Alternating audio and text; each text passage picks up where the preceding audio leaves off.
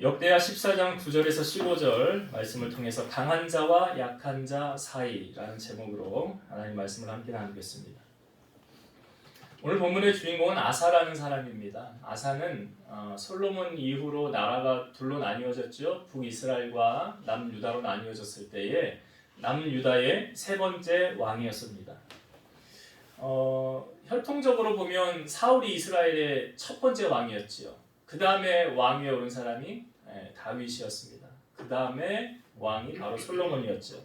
솔로몬 이후로 르호보암과 여로보암으로 나라가 둘로 나뉘어졌고, 솔로몬의 아들인 르호보암이 남유다의 왕이 되었고, 르호보암이 아비야를 낳게 되었고, 아비야가 오늘 본문에 나오는 아사를 낳게 되었습니다. 그러니까 아사는 다윗이 고조 할아버지고 솔로몬이 증조 할아버지가 되는 격이에요. 아사는 유다의 왕들 가운데 선한 왕으로 기록이 됩니다. BC 910년에서 869년 41년간 통치를 했고요. 역대하 14장부터 16장까지는 아사를 통해서 우리에게 보여지는 모습을 나타내주고 있습니다.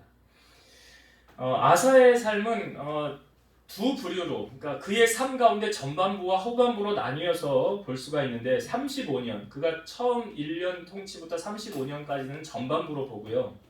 36년부터 마지막 41년까지는 후반부로 볼 수가 있습니다. 왜 이렇게 둘로 나뉘느냐? 그의 삶이 이렇게 되게 보면 두 부류로 나뉘어지기 때문에 이렇게 나눠서 살펴볼 수가 있습니다. 그래서 오늘은 제가 아사의 삶의 전반부를 함께 우리가 살펴보고 아사가 우리에게 보여주는 비전과 어떤 모델적인 부분, 이건 성경이 우리에게 보여주는 부분은 샘플링이잖아요. 얘 이렇게 했더니 이 사람이 이런 복을 누렸구나, 나도 이렇게 한번 해봐야 되겠다, 이 사람이 누렸던 복을 나도 똑같이 한번 누려봐야 되겠다. 샘플링이거든요. 그러니까 우리에게 모범으로 보여주는 거예요. 표본으로 보여주는 것이니까 그 아사의 삶의 전반부를 오늘 살펴보고 함께 은혜를 나누고자 합니다.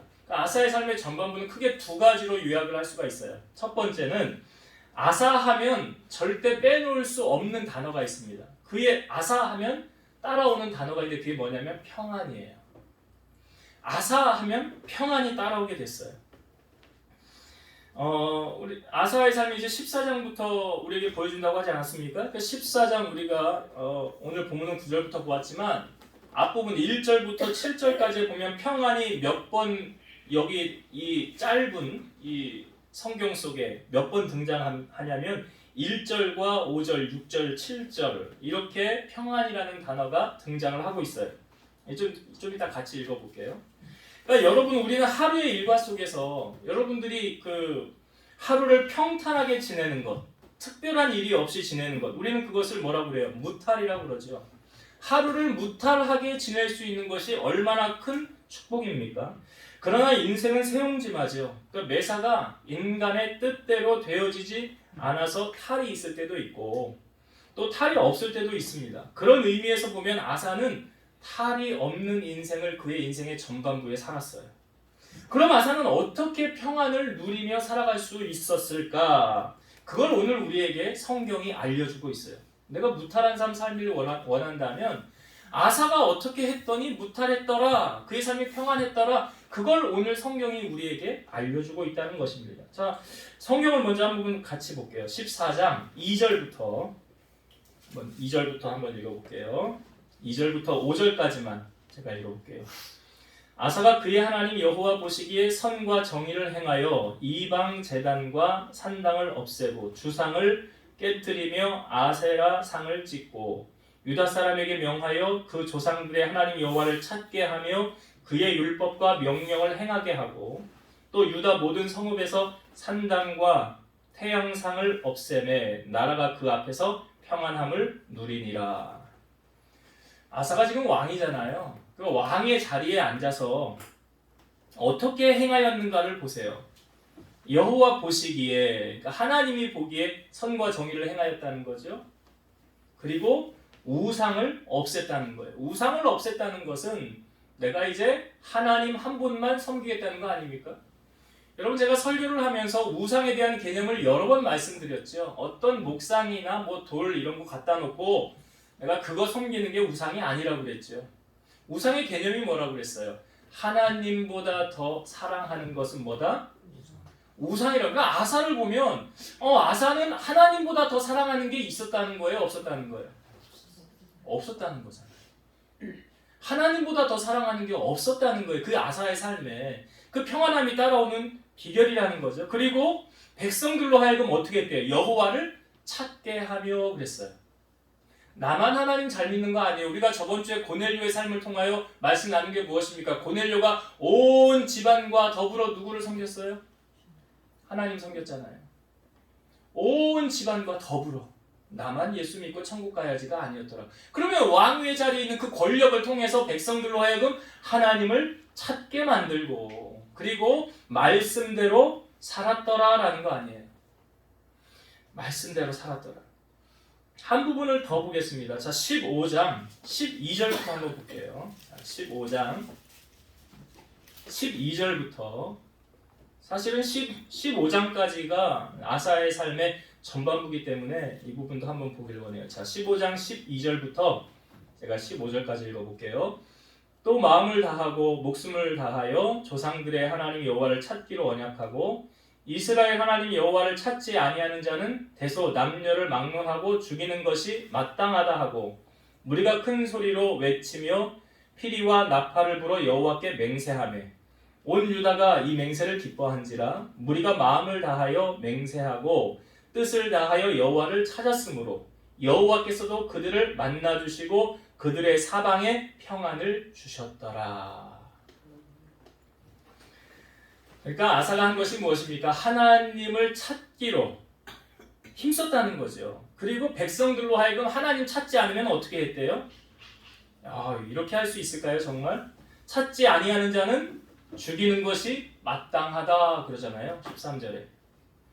그래서 여호와를 마음을 다하여 섬기고 찾았더니 그리고 우상을 없앴더니 하나님께서 보너스로 주시는 게 무엇이었습니까? 그들을 만나주시고 15절 마지막 부분에 그들의 사방에 평안을 주셨더라.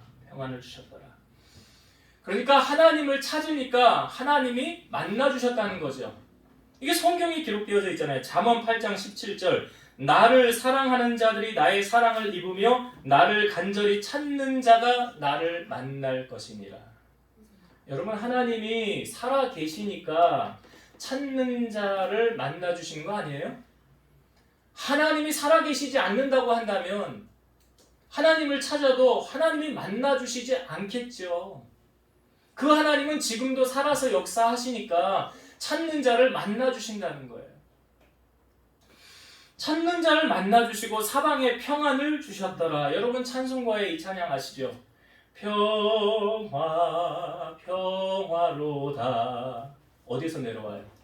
하늘 위에서 내려오네. 그러니까 그 평화는 누가 주시는 겁니까? 하나님이 주시는 거예요. 지금 아사의 삶에 평안함이 임했잖아요. 평안함이 임했잖아요. 이사야 45장 7절 나는 빛도 짓고 어둠도 창조하며 나는 평안도 짓고 환난도 창조하나니 나는 여호와라 이 모든 일들을 행하는 자니라 하였노라. 하나님께서 모든 일을 주관하신대. 여기 보니까 환난도 짓고 평안도 짓고 환난도 창조한다. 그러니까 모든 것이 하나님의 손 안에서 결정되어진다는 것을 우리에게 보여주고 있죠. 그러니까 하나님을 가까이 하면 평안을 누리고 하나님은 멀리하면 화를 당한다라고 시편 기자가 우리에게 알려주고 있죠. 시편 73편 28절 무릇 주를 멀리하는 자는 망하리니 음녀같이 주를 떠난 자를 주께서 다 멸하셨나이다. 어떻게 하면 망한대요? 주를 멀리하면, 주를 떠나면. 그러나 그 다음에 바로 나오는 시편 73편 28절 하나님께 가까이함이 내게 복이라 내가 주 여호와를 나의 피난처로 삼아 주의 모든 행적을 전파하리이다. 누가 복이는 자래요? 하나님 가까이 하는 자. 그러니까 하나님을 멀리하는 자는 하나님이 망하게. 신명기 말씀의 주제도 그런 거 아닙니까? 너희가 약속의 땅에 들어가거든 하나님 떠나지 말아라. 하나님 떠나면 이방 민족 망한 것처럼 너희들 망할 것이니라. 절대로 하나님을 떠나지 말라. 이 신명기의 주제거든요. 이사야 55장 6절 너희는 여호와를 만날 만할 때에 찾으라 가까이 계실 때에 그를 부르라. 그러니까 성경은 계속 하나님이 살아계시니까 너 나를 찾아. 그럼 내가 만나줄 거야. 계속 말씀하고 있어요. 에레미야 29장 13절 너희가 온 마음으로 나를 구하면 나를 찾을 것이요 나를 만나리라. 온 마음으로 하나님 구하면 하나님 만나주신다잖아요. 여러분 신앙생활은 저는 하나님을 만남으로 그때부터 진짜 시작되어진다라고 생각해요. 하나님을 만나기 전까지는 머리로 내 지식으로 하나님을 알고 그냥 교회를 다니는 거고 하나님을 만나면 그 다음부터는 인격적인 하나님이 나의 하나님이 되어서 진정으로 살아계신 하나님을 섬기며 그때부터는 종교생활이 아니라 신앙생활로 이어지는 거예요. 요한계시록 3장 20절 볼지어다 내가 문 밖에 서서 두드리노니 누구든지 내 음성을 듣고 문을 열면 내가 그에게로 들어가 그와 더불어 먹고 그는 나와 더불어 먹으리라. 하나님 기다리고 계신대잖아요. 문 밖에서 두드리노니 네가 문을 열면 그게 뭐예요? 우리가 하나님 찾으면 하나님 만나주신다는 거 아니에요. 요한복음 10장 10절 도둑이 오는 것은 도둑질하고 죽이고 멸망시키려는 것뿐이요 내가 온 것은 양으로 생명을 얻게 하고 더 풍성히 얻게 하려는 것이라. 그러니까 예수님 만나면 우리 인생의 문제 해결받는다는 거 아니에요. 그 하나님을 만나면 내 모든 짐을 짊어져 주시고 나로 하여금 승리자로 살아가게 하신다는 거 아닙니까? 여러분 예수님을 만나면 두려움이 떠나고 평안함이 임하는 거예요. 디모데후서 1장 7절 하나님이 우리에게 주신 것은 두려워하는 마음이 아니요 오직 능력과 사랑과 절제하는 마음이니. 분명히 아셔야 돼요. 하나님이 우리에게 두려움 주시는 분이 아니다. 두려움은 언제 임한다고 그랬어요? 제가 말씀에도 담았잖아요. 두려움은 언제 임한다고요? 믿음 떨어지면. 믿음 떨어지면. 아니 그 대표적인 예로 베드로가 무리를 걸어갈 때 주님 보고 걸어가니까 무리를 걸어갔는데 빠졌죠. 왜 빠졌습니까? 바람을 보고 무서워 빠졌더라. 바람을 보고 무서워 빠졌는데 예수님이 베드로의 손을 잡아 일으키시면서 하신 말씀이 뭐예요? 믿음이? 그래 거기 나오잖아요. 믿음이 적은 자여 왜 의심하였느냐. 그러니까 믿음 떨어지면 두려움이 오는 거예요. 내가 성령 충만하면 믿음에 굳건하게 서 있으면 두려움 물러가는 거예요.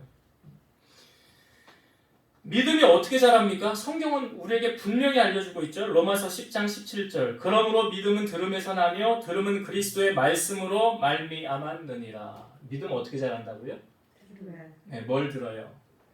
말씀을 들어요. 그래서 요한복음 1장 1절 태초에 말씀이 계시니라. 이 말씀이 하나님과 함께 계셨으니 이 말씀이 곧 뭐래요?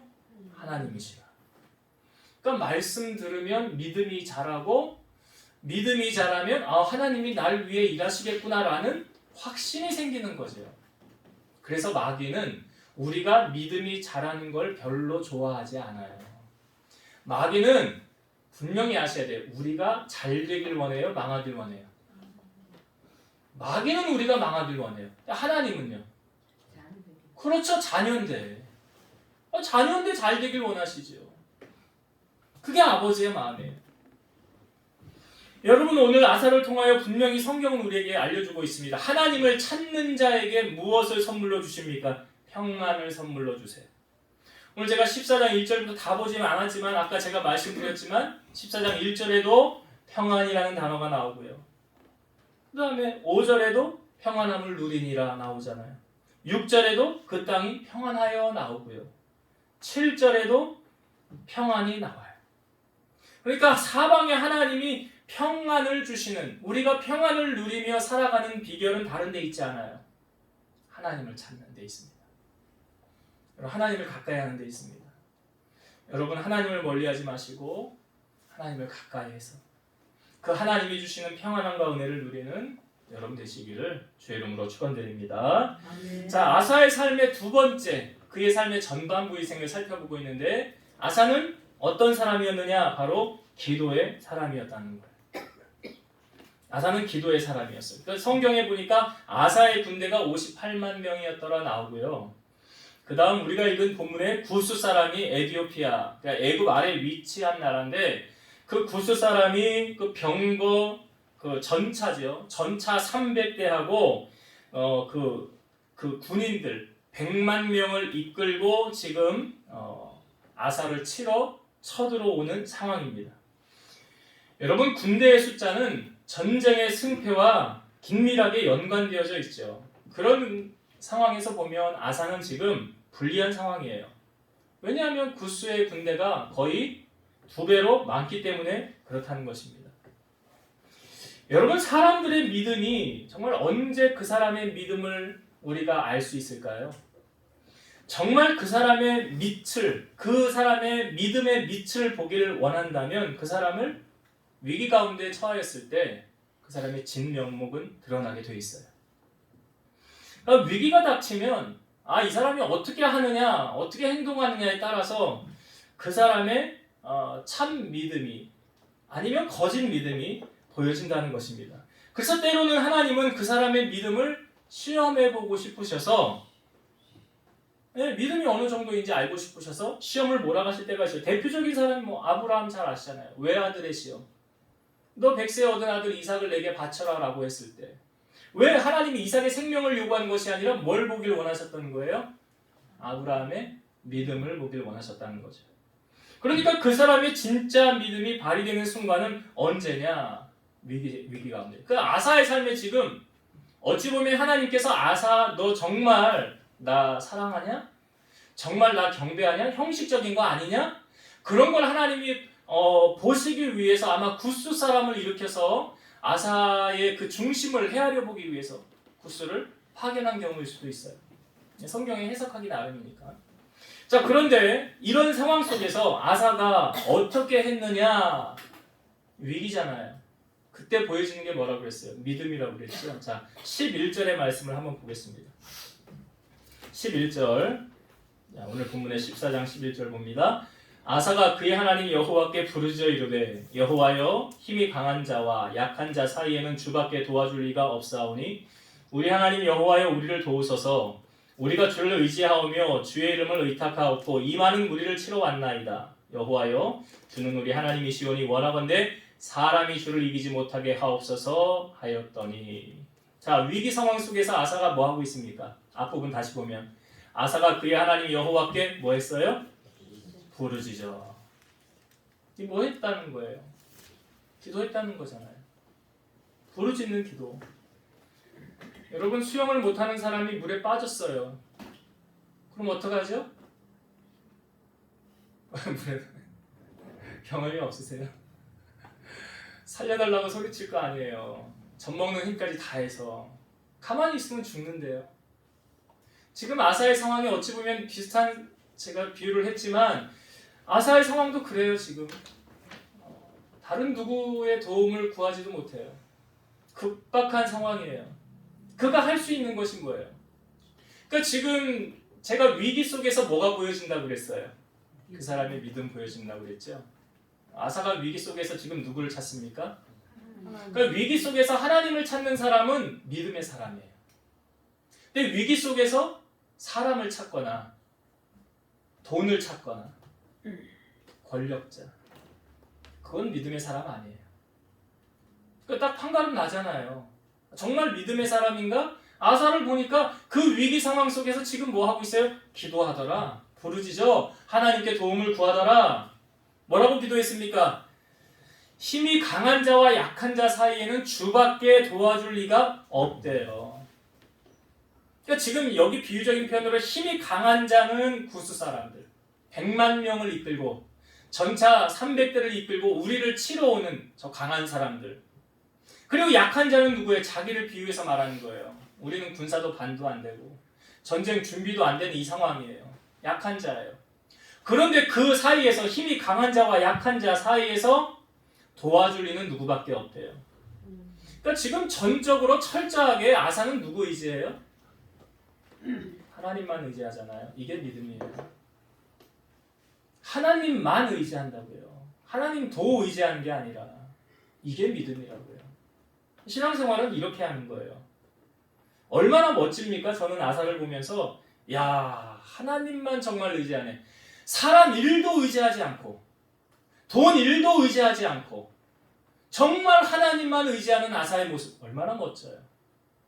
저 신앙생활 이렇게 하는 성도들이 됐으면 좋겠어요.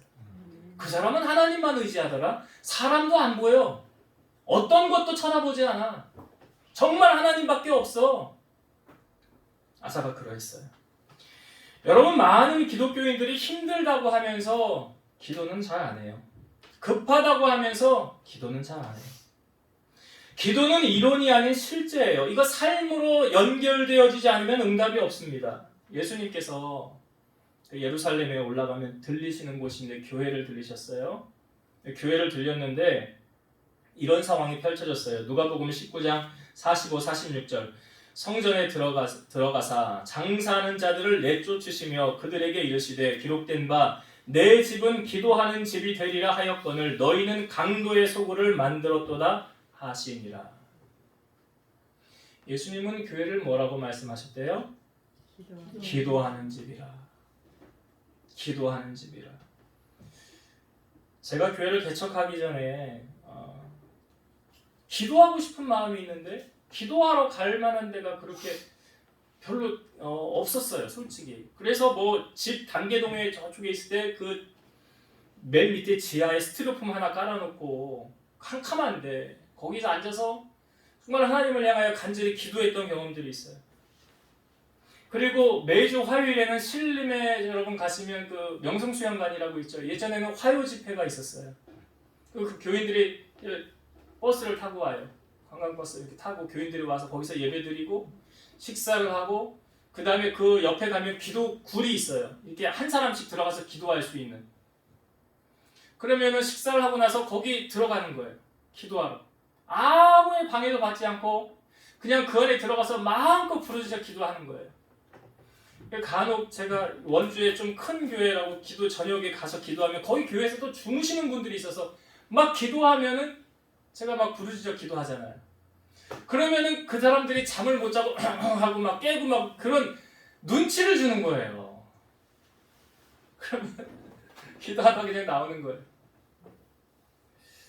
여러분, 교회는 뭐 하는 곳입니까? 예수님이 정의를 딱 내리셨어요. 기도하는 집이라. 여러분 교회에 오시면 제일 먼저 기도 먼저 하세요. 제일 먼저. 다른 거 하지 마시고. 내가 아버지 집에 기도하러 왔습니다. 기도 먼저 하세요. 중요한 거예요. 그리고 주중에라도 언제든지 시간이 되시면 기도하러. 뭐 여건상 나는 교회 와서 기도하기가 힘드니까 그런 상황이 못 되니까 그때 골방에 가셔서 기도하시지만 내 마음이 교회를 좀 가고 싶다. 주님 앞에 나와서 내 마음을 토하고 싶고 기도하고 싶다. 부르짖고 싶다 싶으면 언제든지 교회 오셔서 기도하세요. 여러분 잘 아시지만 미스바의 성회가 있었죠. 사무엘이 온 이스라엘은 미스바로 모이라. 내가 너희를 위하여 여호와께 기도하리라. 모였어요. 근데 블레셋이 알고 야 지금 이스라엘이 미스바에 모였댄다. 우리가 가서 다 없애버리자. 지금 없앨 수 있는 가장 좋은 기회야 하고 그들이 쳐들어온다는 소식을 이스라엘이 듣습니다. 그때 이스라엘 백성들은 두려웠어요. 그래서 사사였던 사무엘에게 이렇게 부탁을 합니다. 우리 하나님 여호와께 쉬지 말고 부르짖어 우리를 블레셋 사람들의 손에서 구원하시게 하소서. 어떤 방법을 취했습니까? 전쟁을 할 싸울 방법을 취한 것이 아니라 하나님께 부르짖어 기도하는 방법을 선택했다는 거예요. 그래서 사무엘이 젖 먹는 어린 양 하나를 가져다가 하나님 앞에 온전한 번제를 드렸어요. 그랬더니 그리고 나서 여호와께 부르짖었더니 하나님께서 응답하셨어요. 사무엘상 7장 10절. 사무엘이 번제를 드릴 때에 블레셋 사람이 이스라엘과 싸우려고 가까이 오매 그날에 여호와께서 블레셋 사람에게 큰 우레를 발하여 그들을 어지럽게 하시니 그들이 이스라엘 앞에 패한지라. 어떻게 해서 전쟁을 이겼대요? 온전한 번제를 드리고 부르짖었더니 그 이스라엘 그 블레셋 지병에 큰 번개가 떨어뜨린 거 하나님이. 그래서 이긴 거예요. 오늘 위기 가운데 있었던 아사가 취한 방법은 무엇이었습니까? 여호와께 부르짖었더라. 자, 결과는 어떻게 됐을까요? 자, 12절을 한번 봅시다. 14장 12절 말씀. 여호와께서 구스 사람들을 아사와 유다 사람들 앞에서 치시니 구스 사람들이 도망하는지라. 뭐 성경에 말하면 여기서 주어는 뭡니까? 여호와께서잖아요. 여호와께서가 주어예요. 자, 누구를 쳤어요? 구스 사람들을. 지금 아사가 친 거 아니에요? 유다가 친 게 아니에요. 하나님께서 치신 거예요. 그래서 이들로 하여금 전쟁에서 승리하게 하신 거예요. 마치 미스바의 성회에 진정한 예배를 받으신 하나님께서 그들을 위하여 싸우고 계셨던 것처럼. 다윗은 골리앗 앞에 나아갔을 때 너는 칼과 창과 단창으로 나오지만 나는 만군의 여호와 이름으로 나아가노라 하면서 유명한 말을 남겼죠. 전쟁은 여호와께 속하였은즉 그가 하나님이 너희를 우리 손에 넘기시리라. 전쟁의 승패는 어디서 결정난다고요? 하나님 손 안에서. 여러분, 우리 인생 전쟁과 같지 않습니까? 전쟁과 사업하는 분들 맨날 전쟁 치르잖아요. 직장생활도 그렇고요. 그런데 그 전쟁에 이기고 지는 것은 어디에서 결정된대요? 하나님 손 안에서 결정된대요. 시편 146편 5절. 야곱의 하나님을 자기의 도움으로 삼으며 여호와 자기 하나님에게 자기의 소망을 두는 자는 복이 있도다. 누가 복이 있대요? 하나님 내 편 삼은 사람.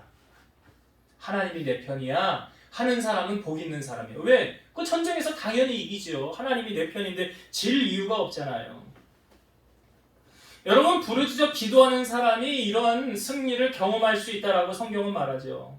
에스겔 36장 37절. 주 여호와께서 이같이 말씀하셨느니라. 그래도 이스라엘 족속이 이같이 자기들에게 이루어 주기를 내게 구하여야 할지라. 이같이 이루어 주기를 하나님 앞에 구하여야 하리라. 야고보 기자는 뭐라고 말합니까? 너희가 얻지 못함은 구하지 아니하였기 때문이라. 기도 안 해서 못 받은 거예요. 기도 안 하면 얼마나 손해보고 사는 거예요. 야고보서 1장 6절에서 7절. 오직 믿음으로 구하고 조금도 의심하지 말라. 의심하는 자는 마치 바람에 밀려 요동하는 바다 물결 같으니 이런 사람은 무엇이든지 주께 얻기를 생각하지 말라. 믿음으로 구하셔야 해요. 마가복음 11장 23, 24절. 내가 진실로 너희에게 이르노니 누구든지 이 산더러 들리어 바다에 던져지라 하며 그 말하는 것이 이루어질 줄 믿고 마음에 의심하지 아니하면 그대로 되리라. 그러므로 내가 너희에게 말하노니 무엇이든지 기도하고 구하는 것은 받은 줄로 믿으라. 그리하면 너희에게 그대로 되리라. 기도하고 구한 것은 받은 줄로 뭐하라? 믿으라. 그러니까 의심하면서 기도하면 하나도 안 이루어지는 거예요. 나 기도 많이 했는데? 기도 3시간 했는데? 근데 의심하면서 했어. 그럼 안 이루어지는 거예요. 믿음으로 기도해야 되는 거예요. 예수님 사역하실 때 귀신 들린 아이의 아버지가 예수님이 제자들과 떠나져 있을 때 제자들에게 우리 아이 좀 고쳐주세요 하고 데리고 온 사건이 있었죠. 근데 제자들이 아무리 하려고 해도 귀신을 쫓아내지 못했어요. 그러니까 예수님이 오셨을 때 그 아이의 아버지가 예수님에게 오는 거예요. 우리 아이가 귀신 들렸는데 당신의 제자들에게 고쳐달라고 했더니 못 고쳐줍니다. 그랬더니 예수님이 아휴, 내가 언제까지 너희와 함께 있어야 하냐, 좀 그런 말씀을 하시고 그 아이를 데려오라고 그래요. 그 아이가 오면서 그 안에 있는 귀신이 예수님을 보면서 엎드려지죠. 그러면서 까무러치는 거예요. 그러니까 언제부터 이렇게 됐냐 그랬더니 어릴 때부터 이렇게 되었습니다. 귀신이요, 제 아이를 죽이려고요, 물에도 던지고 불에도 던지고 너무나 우리를 힘들게 했습니다. 무얼 할 수 있거든 좀 도와주십시오. 예수님이 말씀하시죠. 할 수 있거든이 무슨 말이냐? 믿는 자에게는 능치 못할 일이 없느니라. 할 수 있거든이 무슨 말이냐? 믿는 자에게는 능치 못할 일이 없느니라. 하고 예수님이, 그러니까 그 아이 아버지가 내가 믿나이다 나의 믿음 없는 것을 도와주옵소서. 내 믿음 없는 것까지도 도와주옵소서 하고 예수님이 귀신을 쫓아내줘요. 그러니까 아이가 죽은 것처럼 누워있다가 다시 예수님이 손을 잡아 일으키셨죠. 그리고 귀신이 나갔어요. 온전해졌어요. 아버지하고 돌아갔어요. 나중에 제자들이 예수님에게 묻죠. 우리는 왜 귀신을 쫓아내지 못했습니까? 라고 하셨을 때 예수님이 하셨던 말씀이 뭐예요? 기도 외에 다른 것으로는 이런 종류가 나갈 수 없느니라. 그러니까 예수님이 우리에게 기도의 본을 보여주셨잖아요. 오병이어의 기적을 행하신 다음에도 밤 늦은 시간에 철야 기도하셨죠. 새벽 미명 시간에 마가복음 1장에 우리가 보았지만 새벽 미명에 일어나서 기도하셨죠. 마지막 순간 사역 감당하실 때까지도 겟세마네 동산에 가셔서 기도하셨죠. 예수님도 이렇게 기도하셨는데 우리야 말할 거 있습니까? 그러니까 기도는 호흡이에요. 이스라엘 백성들이 출애굽에서 처음 치렀던 전쟁 아시죠? 아말렉과의 전쟁이었어요. 모세가 여호수아에게 너는 현장에 나가서 싸워라. 나는 산꼭대기에 올라가서 기도하리라 그런 거죠. 그래서 모세가 손을 들고 있으면 이스라엘이 이기고 모세의 손이 내려가면 지더라. 어떻게 하면 이기고 어떻게 하면 지는지를 성경이 분명하게 알려주고 있죠. 그러니까 모세의 팔이 피곤해서 내려오니까 옆에서 아론과 훌이 붙잡았어요. 손이 안 내려왔어요. 전쟁에서 이겼어요. 바로 오늘 아사가 그런 거 아닙니까? 위기 상황 속에서 뭐 했어요? 여호와께 부르짖죠.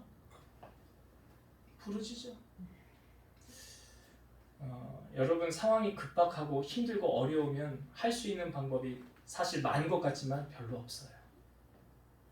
그때 아사가 취한 걸 여러분 기억하세요. 부르짖어 기도했구나. 그랬더니 이기게 하셨구나. 바로 인생을 살아가는 승리하는 원리를 우리에게 알려주고 있는 거예요. 자, 아사가 전쟁에서 승리했습니다. 하나님이 도와주셔서 여호와께서 도와주셔서 이겼죠.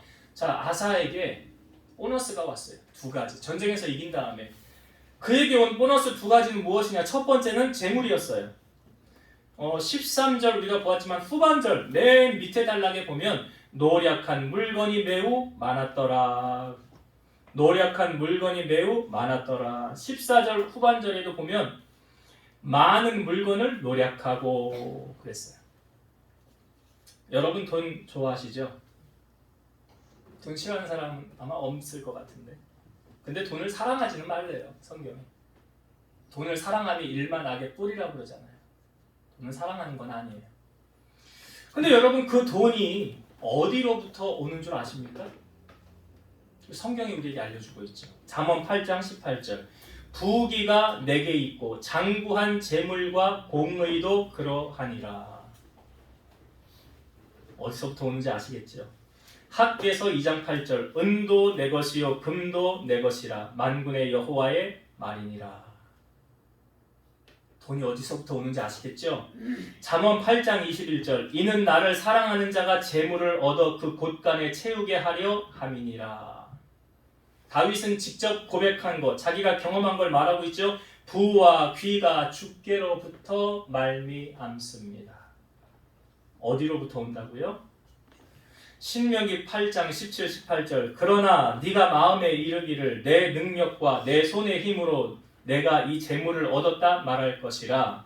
내 하나님 여호와를 기억하라. 그가 너에게 재물 얻을 능력을 주셨습니다.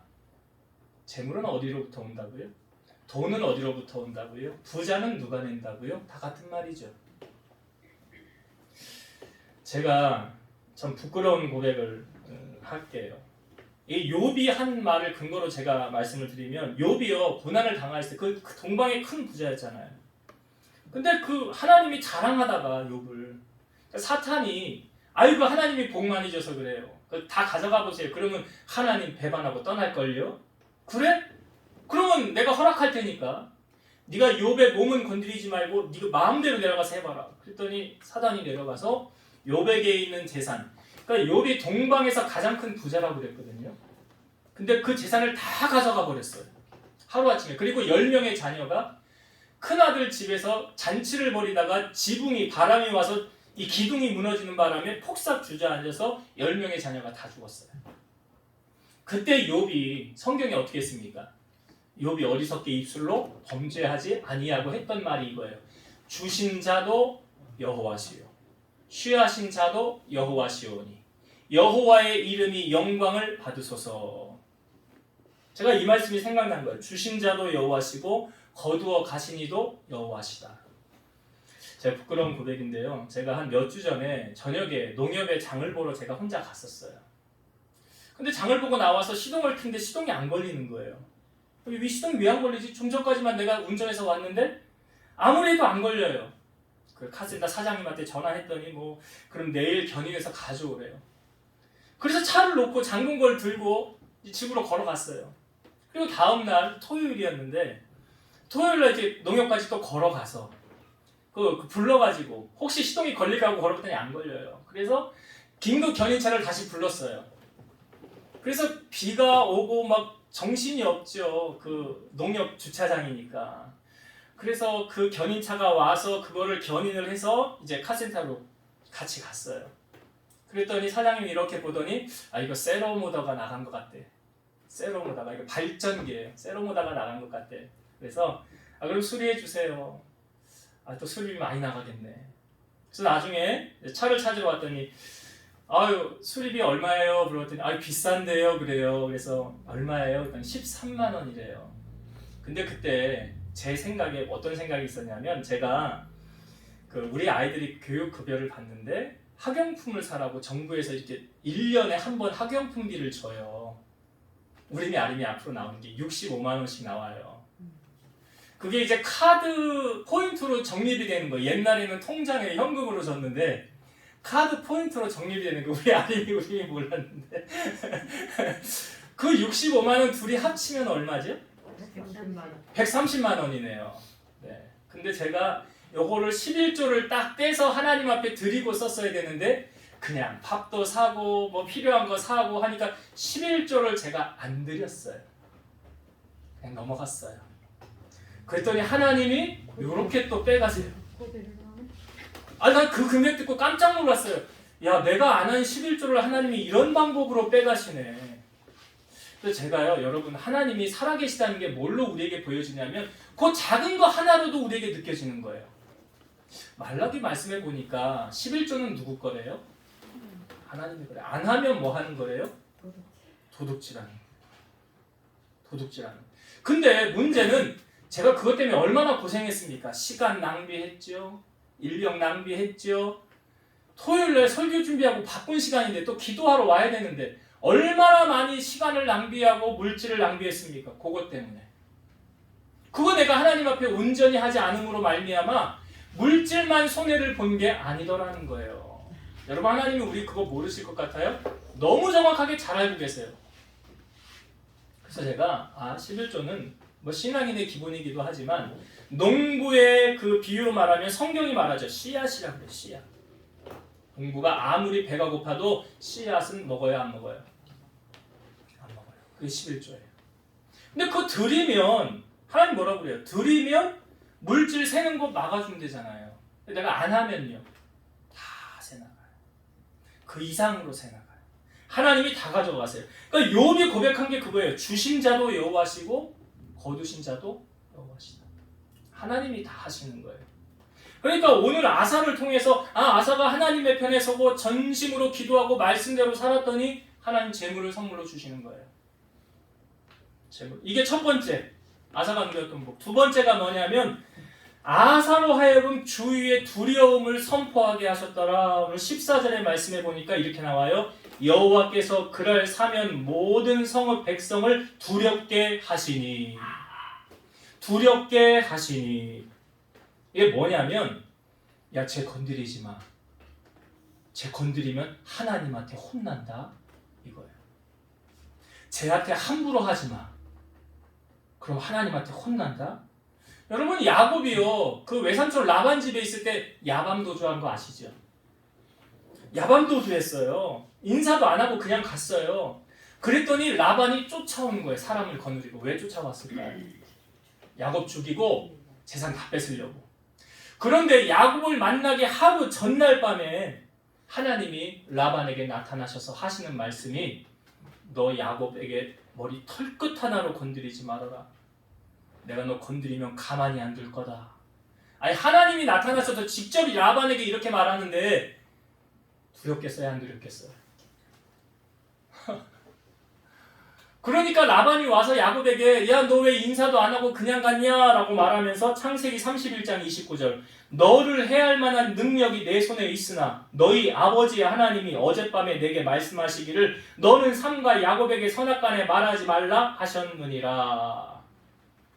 너를 해할 만한 능력이 내 손에 있어. 너 내가 금방이라도 죽일 수 있어. 근데 하나님이 나타나셔서 너에게 함부로 하지 말라 그러더라. 그러니까 하나님 두려워서 야곱 못 건드린 거예요. 이 아사에게도 하나님 지금 이렇게 하신 거 아닙니까? 야곱이 세겜이라는 지역에 머물렀을 때 그 두 아들이 칼부림 사건 난 거 아시죠? 할례 행하면 우리 누이 죽게 해서 칼부림 나게 한 다음에 그 다음에 남자를 다 죽이고 그 성읍을 떠날 때, 자, 창세기 35장 5절에 보면 그들이 떠났으나 하나님이 그 사명 고울들로 크게 두려워하게 하셨으므로 야곱의 아들들을 추격하는 자가 없었더라. 사면 고울들로 두렵게 만든 거예요. 누가요? 하나님이. 그러니까 야곱의 하나님이 우리의 하나님 되시면 두려워할 게 없는 거예요. 그 하나님이 내 하나님인데. 그래서 야곱의 하나님을 자기의 도움으로 삼는 자 복이 있대잖아요. 이제 말씀을 정리하고 결론 맺겠습니다. 여러분, 아사의 삶 하면 빼놓지 않는 단어가 등장한다고 그랬죠. 평안이에요. 평안. 사도 바울이 그 로마로 갈 때 유라굴로라는 광풍을 만나게 됩니다. 그 광풍을 만났을 때 사람들이 살기 위해서 물건을 다 밖에 던지고 성경에 보면 구원의 여망이 보이지 않았더라. 그래서 우리 여기서 다 죽는 거 아니야? 그런 상황이었어요. 그런데 그때 사도 바울이 사람들에게 말합니다. 여러분 두려워하지 마십시오. 담대하게 이렇게 얘기하는 거예요. 그러면서 자기가 만난 하나님을 이야기하는 거예요. 그 하나님의 사자가 내게 나타나셔서 바울아 두려워하지 말라. 네가 가이사 앞에 서야 하겠고 하나님이 너와 함께하는 자를 다 너에게 주셨느니라. 그러므로 여러분 안심하십시오. 나는 내게 말씀하신 그대로 되리라고 하나님을 믿습니다. 그 하나님의 말씀을 믿고 의지했더니 한 섬에 걸리게 되었고 다 탈출하게 되지 않았습니까? 여러분 우리가 신앙생활을 하면서 가장 중요한 게 빠뜨리지 말아야 될 것만요 하나님과 화목하는 거예요. 고린도후서 5장 20절 그러므로 우리가 그리스도를 대신하여 사신이 되어 하나님이 우리를 통하여 너희를 권면하시는 것 같이 그리스도를 대신하여 간청하노니 너희는 하나님과 화목하라. 하나님과 화목해야 돼요. 하나님과 등지면 안 돼요. 하나님과 갈등 생기면 안 돼요. 하나님과 죄 때문에 가로막혀 있으면 안 돼요. 그러기 위해서 여러분 우리가 꼭 말씀대로 살아야 되는 거예요. 그래서 하나님 앞에서 나는 최선을 다했는가? 자신을 돌아보셔야 돼요. 나는 예배에 최선을 다하고 있는가? 나는 지금 올바른 신앙생활 헌신하고 있는가? 자신을 돌아보시고 하나님 앞에서 부끄러운 모습이 없도록 최선을 다해서 신앙생활을 하셔야 돼요. 그래야 뭐가 따라와요? 평안함이 오는 거예요. 두 번째, 아사의 삶의 역전은 상황의 역전은 바로 부르짖는 기도였어요. 성경은 기도를 쉬는 건 죄라고 말하고 있습니다. 그래서 기도는 호흡이에요. 우리가 승리를 보장받기 위해서는 반드시 꼭 해야 되는 게 있는데 그게 뭐냐? 기도예요. 내 삶에 하나님의 승리를 맛보길 원하십니까? 여러분 아사가 했던 것 기억하세요. 부르짖어 여호와께 기도했더라. 너는 내게 부르짖으라 그래요. 내가 너에게 응답하겠고 내가 알지 못하는 크고 비밀한 일을 내게 보이리라. 그러니까 승리하는 인생을 살기 원한다면 기도 놓치면 안 돼요. 바쁘다고 기도 못하고 이리 핑계 저리 핑계 대면서 기도 못하면서 하나님 나 도와주세요. 하나님 나 승리하게 해주세요. 이건 앞뒤가 안 맞는 논리예요. 먼저 기도 무릎으로 하나님 앞에 부르짖어 기도함으로 하나님의 보이지 않는 손을 경험한 여러분 되시길 바라요. 자, 아사가 보너스로 누렸던 두 가지가 뭐라고요? 재물. 나를 사랑하는 자에게 하나님이 재물을 주신다. 그래서 하나님과 재물을 여러분 벽에서 섬기면 안 돼요. 하나님보다 재물 더 사랑하면 안 된다고요. 말씀 안에 바로 서야 되고. 그 재물 첫 번째. 그 다음에 두 번째 두려움을 하나님이 선포하셨더라. 그래서 하나님의 백성들을 함부로 하지 못하게 하나님이 우리의 보호자가 되어주신다. 이 약속의 말씀 여러분 붙잡으시고 믿음으로 승리하는 여러분 되시기를 주의 이름으로 축원드립니다. 기도하시겠습니다. 살아서 역사하신 하나님 감사합니다. 우리가 이 땅에 살아가면서 하나님 주시는 평안함은 우리가 하나님을 찾고 말씀에 순종할 때 우리에게 주어진다는 것을 알려주셨사오니 아사의 삶에 평안함을 주셨던 하나님 우리 사랑하는 성도들 삶에 평안함을 주옵소서.